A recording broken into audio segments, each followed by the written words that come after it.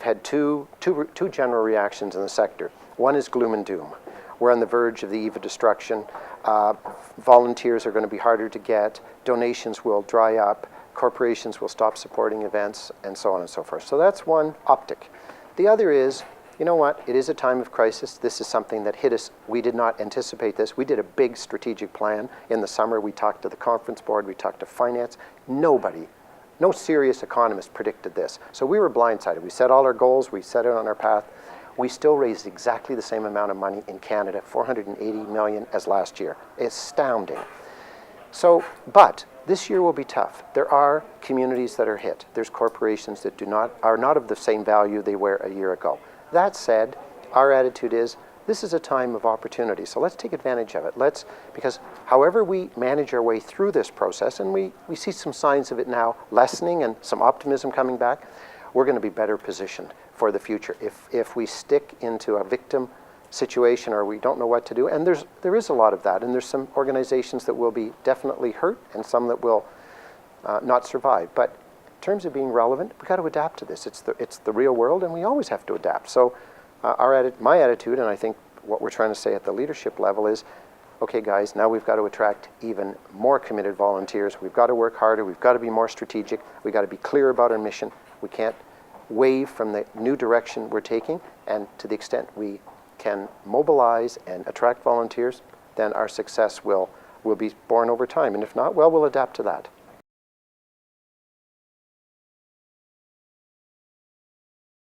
When we started this, it was a real challenge because a lot of the systems wouldn't talk to each other. The offerings were some were Microsoft oriented, some were Apple oriented. Now with the web, that hindrance is gone. So we can actually take some of the new offers and modify them. They don't work 100% because we actually are in a much more complicated, we're more like government. It's more complicated than in the business sector, and I think people in the private sector would go, who haven't been involved in the voluntary sector or government would say, oh, I don't know about that. But it's true. We have a much more complicated mandate. And so it has to be adapted, but it can be adapted. So we tend to want to take things off the shelf because they're already built, and therefore you don't have to do all the innovative stuff and the adapting and all that. That's where a lot of money is sunk at the beginning.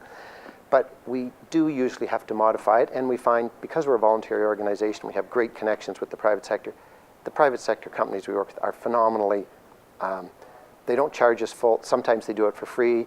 Sometimes they do it because they believe in us and what we're doing. So we get a lot of support for that. But it's rare can we just take something right up. That's one issue. The other is, we think sometimes maybe government feels the same. We're so unique. These things don't apply to us. They actually do. And I think it's sort of like the presentation I just heard on youth, where we think young people are so different than us. When you really strip it away and what's important, there's a lot of similarities. At the end of the day, we're all human, right? So what do we have in common, I think, is the challenge, as opposed to how are we unique. And we in the voluntary sector often think, oh, we're so special and unique. We think differently, we behave differently, we act differently. There's some truth to that, but it's overplayed.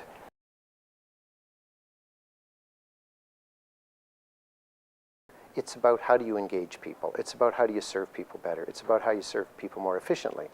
So even though we're a not-for-profit organization, and maybe intuitively people think, oh, you know, because you have volunteers and people mean well, then, you know, you're going to give good service.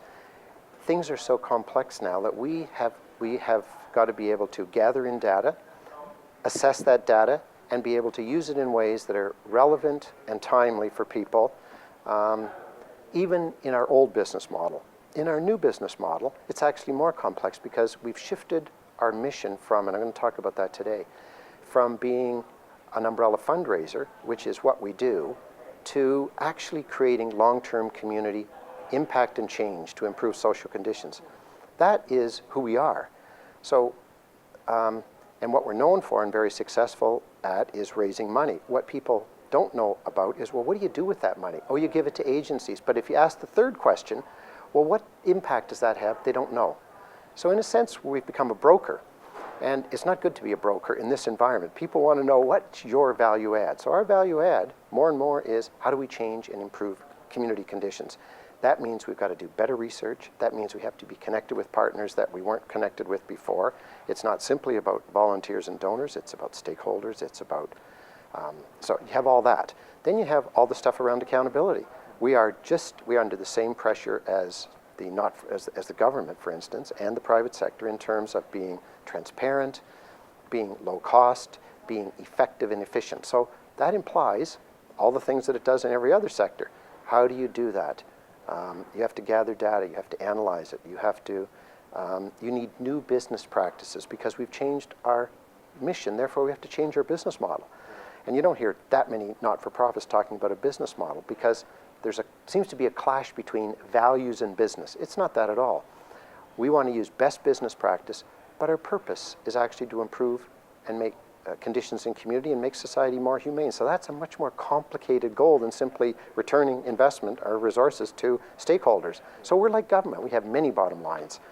And the only way you're going to reach those is by being a lot more strategic, a lot more thoughtful, and moving with more speed or velocity, as one of the speakers said yesterday, instead of, we can't just say, oh, you know what, we do good things, so therefore we're going to get support. It ain't like that anymore.